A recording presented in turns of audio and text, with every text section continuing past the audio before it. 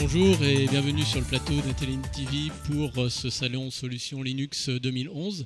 Alors avec moi je reçois Nicolas Barcet, Solution Lead chez Canonical, Cloud Solution Lead, voilà, chez Canonical, qui va venir nous parler un petit peu des dernières news de cette société. Alors évidemment Canonical c'est l'éditeur d'Ubuntu. Alors côté grand public on a la dernière version d'Ubuntu qui est sortie. Principale nouveauté, c'est son interface qui a fait couler pas mal d'encre, Unity. Vous pouvez nous en parler un peu? Oui, alors la version 0.4 d'Ubuntu vient de sortir il y a quelques semaines, le 28 avril pour être précis. Et la grande nouveauté, c'est l'utilisation de cette interface qu'on a développée au-dessus de GNOME qui s'appelle Unity, qui est le résultat de 2 ans de recherche en ergonomie pour rendre le bureau de travail sous Linux le plus facile d'utilisation et le plus accessible au plus grand nombre. Alors au plus grand nombre sans cependant aller au détriment des utilisateurs avancés qui doivent pouvoir tirer des bénéfices d'une nouvelle interface. Et il y a autant de nouvelles fonctionnalités à destination des grands néophytes que des utilisateurs avancés. Je pense que c'est quelque chose qui peut déconcerter les 2-3 premières minutes d'utilisation. C'est ma question, effectivement. Oui. Est-ce que ça ne va pas perturber un peu les utilisateurs qui se retrouvent tout d'un coup lors de leur mise à jour de leur Ubuntu avec une toute nouvelle interface? Alors, bien entendu, toutes les personnes qui essayent quelque chose de nouveau sont toujours perturbées au début. Cela dit, ce que je vois, c'est que les gens n'ont aucun problème à changer de téléphone et ils adorent découvrir l'interface d'un nouveau téléphone. Ça leur pose plus de problèmes pour l'ordinateur, c'est une question qui serait peut-être à creuser. Mais quoi qu'il en soit, c'est qu'une fois passé la découverte immédiate, très vite on se rend compte qu'on fait les mêmes choses qu'on avait l'habitude de faire avant, mais plus rapidement avec cette nouvelle interface. Donc il y a des réels bénéfices et on y gagne tous. C'est quoi les 2-3 points principaux de cette interface, les apports de cette interface en termes d'ergonomie? La clarté, la simplicité, le dépouillement de l'interface initiale, associé avec une recherche systématique de pouvoir dupliquer tout ce qui peut être fait à la souris au clavier et inversement. Tout est découvrable à la souris, mais on peut très facilement basculer toutes les actions par des actions clavier qui rendent les choses beaucoup plus rapides dès qu'on a pris l'habitude de faire appel à ces fonctions au clavier, avec des choses très simples. On utilise beaucoup la touche Meta, que certains appellent aussi la touche Windows, pour faire appel à des fonctions supplémentaires, et c'est, je crois, un très bon usage. Enfin, cette touche a un usage sur votre clavier. Ok.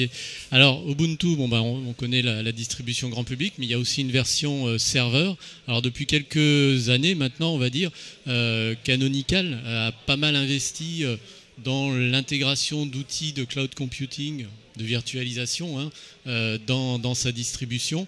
Alors aujourd'hui, si on faisait un petit point par rapport à cette dernière version, mais côté entreprise, côté cloud et virtualisation, qu'est-ce qu'elle apporte de nouveau? Alors, la grande nouveauté de cette version, c'est l'intégration d'un nouvel outil pour construire ces infrastructures de cloud qui s'appelle OpenStack. C'est un outil assez récent. Si vous vous souvenez, précédemment, et nous intégrons toujours un outil qui s'appelle Eucalyptus, mais nous venons de rajouter OpenStack qui, contrairement à Eucalyptus, a une ambition plus large dans les destinataires de cette offre. Eucalyptus se contentait de permettre de construire des réseaux de cloud privés. Oui. L'offre OpenStack s'étend aux fournisseurs de services. Et d'ailleurs, il n'est pas étonnant de voir que c'est Rackspace, la NASA, NTT, Cisco qui collaborent à ce projet. C'est une des réussites les plus rapides qu'on ait vues dans le monde du logiciel libre. En moins d'1 an, on est parti d'une idée. C'était la première conférence OpenStack qui avait lieu à cette date-là à Austin. Je sors il y a 2 semaines de la 3e conférence OpenStack.